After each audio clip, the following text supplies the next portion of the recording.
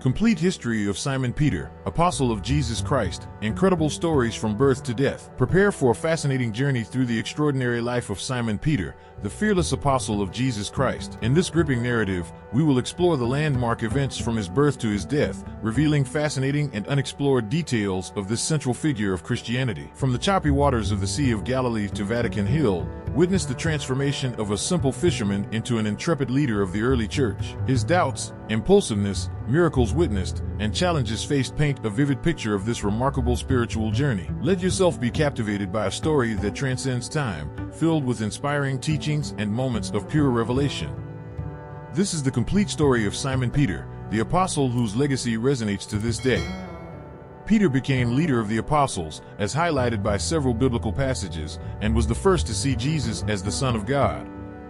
Peter was part of Jesus' closest disciples, having dedicated himself to Jesus with extreme zeal, marked by impulsive attitudes, such as when he used the sword to defend his master. Simon, also known as Peter, was born in Bethsaida, Galilee. Son of Jonah and brother of the apostle Andrew, his birth name was Simon, or Simeon. Bethsaida is a place marked by the Roman presence near the Sea of Galilee. This region was an area of intense fishing and commercial activity. The apostle Peter was one of the first disciples chosen by Jesus. Peter, in addition to the names mentioned above, is also called Cephas in the Bible. Raised in a fishing family, Simeon was exposed to the harsh reality of village life from an early age. Bethsaida, being a Roman outpost, was under strict control and heavy taxation. The dominant culture in Bethsaida was steeped in activities related to fishing and commerce, shaping Simon's personality. He adopted robust and assertive behavior from a young age, characteristics considered necessary for survival in a hostile environment under Roman control. Simeon's life as a fisherman was marked by challenges and uncertainties, and his personality reflected the need to face the difficulties of the world in which he lived. In his youth, around 25 years old, Simeon married a woman from his hometown.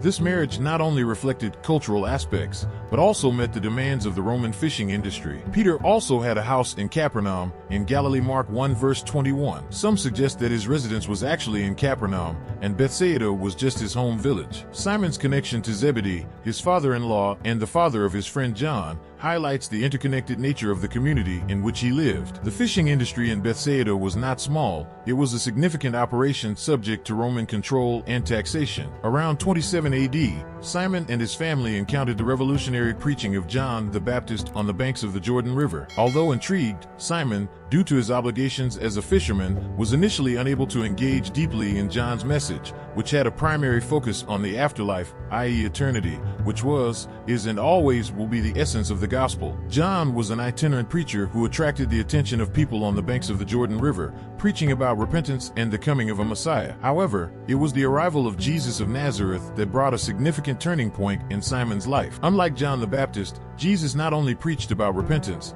but also brought a message of redemption, love, and salvation. The arrival of Jesus marked a crucial moment where Simon began to realize the divine presence in his life and the revolutionary message that this simple man from Nazareth brought. On the recommendation of John the Baptist, Peter was taken by his brother Andrew to meet Jesus Christ. In the first meeting, Jesus Christ called him Cephas, stone, in Aramaic, and Petros in Greek, to express firmness, as he would be chosen as leader of the apostles. The meaning of this title refers to the fact that Peter would become firm as a rock, rather than a person with a fickle temper. At the time of his encounter with Christ, Peter lived in Capernaum with his wife's family. Jesus, upon meeting Simon, recognized not only his physical presence, but also the strength of his personality.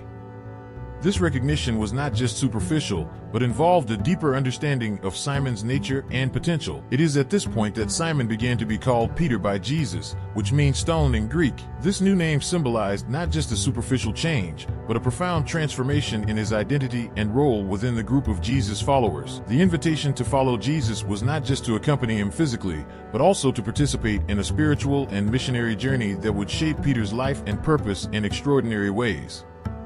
This period marks the beginning of Simon's transformation into Peter, one of the most prominent apostles and key leaders in the movement started by Jesus. After accepting Jesus' invitation to follow him, Simon, now called Peter, witnessed and participated in several miracles performed by Jesus. These extraordinary events not only impressed Peter, but also solidified his belief in Jesus' divine nature and messianic role. The apostle Peter had a very active and significant participation during Jesus' ministry. As already said, he was one of the first disciples to be called, he was among the 3 closest to Jesus, and on many occasions he acted as spokesman for the 12. Miracles such as the turning of water into wine at the wedding in Cana, the healing of his own mother-in-law, and other miraculous events contributed to Peter's growing conviction that Jesus was more than just a teacher. Peter was the disciple who asked to find Jesus walking on the water, Matthew 14 verse 28. It was also he, together with James and John, who was with Jesus in the Transfiguration episode, Matthew 17 verses 1 to 8. Despite his growing conviction, Peter faced significant challenges in reconciling his messianic expectations with Jesus' predictions of suffering and death. The culture of the time often associated the Messiah with a political liberator, which contrasted with Jesus' message of a spiritual and redemptive kingdom.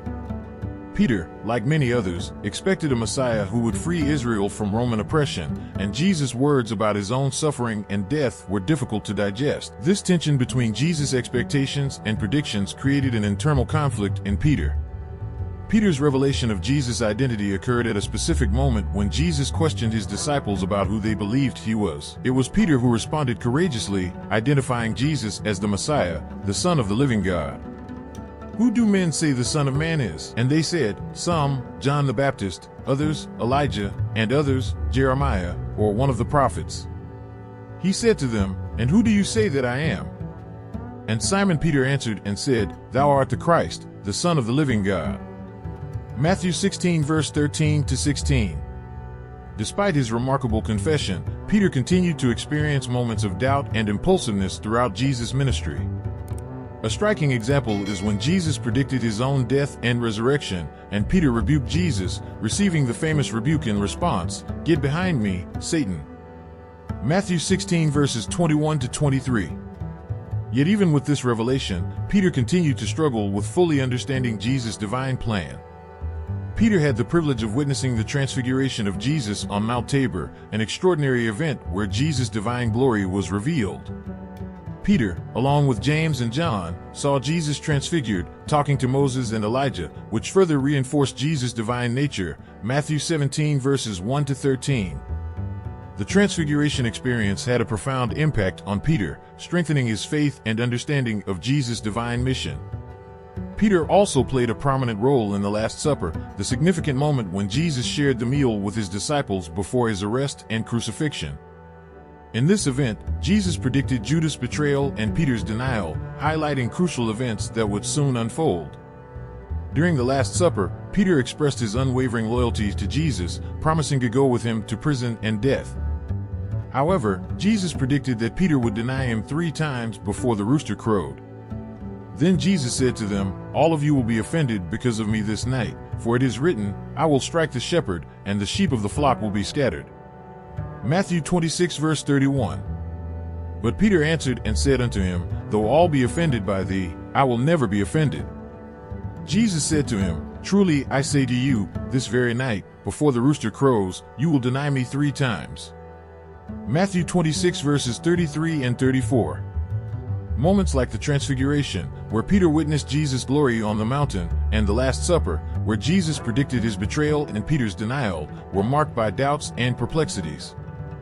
Peter's internal conflict reached its peak in his denial of Jesus during Jesus' arrest and trial. 3 times, Peter denied knowing Jesus, fulfilling the prophecy made by Jesus earlier. This episode illustrates the tension between Peter's expectations and the reality of Jesus' sacrificial path. Peter participated in the last moments of Jesus' life before his crucifixion and death.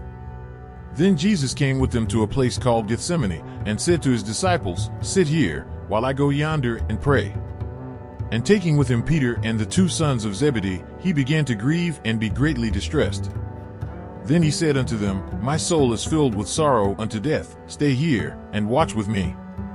Matthew 26 verses 36 to 38. At this point, Jesus gives one of the most important instructions to Peter. "Watch and pray, lest you enter into temptation. Indeed, the spirit is willing, but the flesh is weak." Matthew 26 verse 41. Soon after this moment, the master's arrest follows, an occasion in which Pedro's human nature manifests itself again. The experience of seeing his master suffer and die, despite his previous expectations, must have been deeply impactful and challenging for Peter's faith. Peter's impulsiveness was also evidenced when, during Jesus' arrest in the Garden of Gethsemane, he cut off the ear of a servant of the high priest.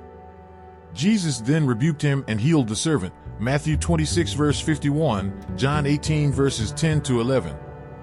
These details highlight the complexity of Peter's journey, which involved not only witnessing miracles but also facing significant internal conflicts as he tried to understand the broader purpose of Jesus' ministry.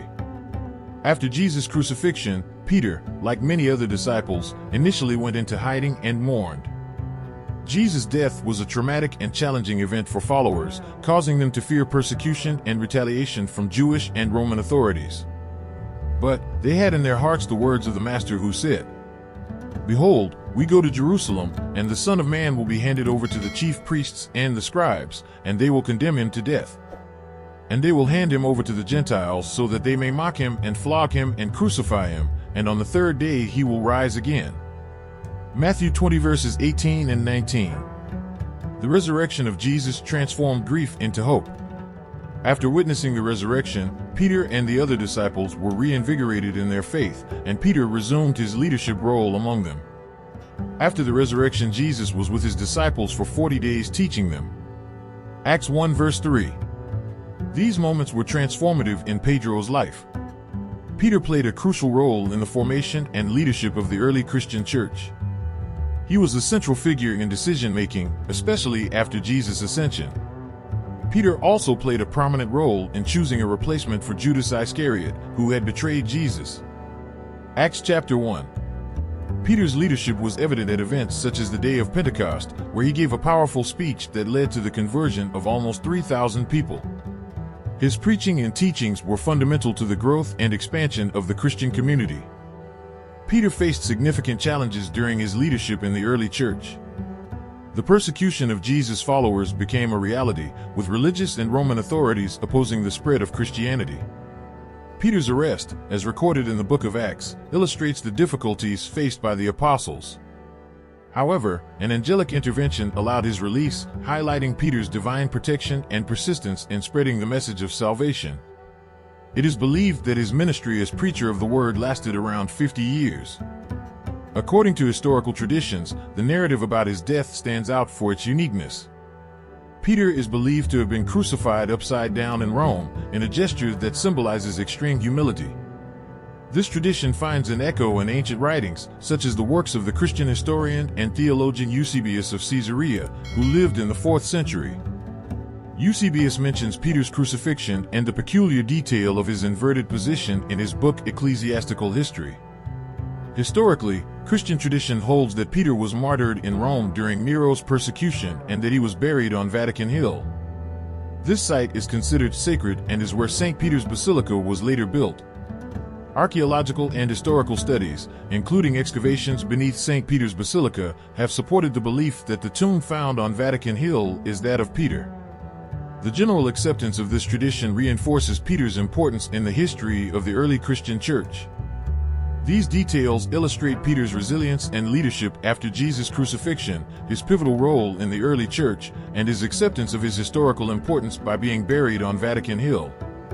Simão Pedro's captivating story, from birth to death, gave us a profound insight into a man whose journey transcended the limits of history. His doubts, his courage, his moments of revelation, and the challenges he faced make his journey more than a narrative, but a rich source of inspiration and reflection. Now, I want to hear from you. What impact did the story of Simon Peter have on you? Leave your comments below. If you haven't subscribed to the channel yet, don't miss the opportunity to be part of this incredible journey of discovery and learning. Click the subscribe button, activate the bell to receive notifications, and continue exploring the fascinating stories our channel has to offer. Thank you for joining us on this incredible journey through the past and the sacred. Until next time, where more extraordinary stories await us.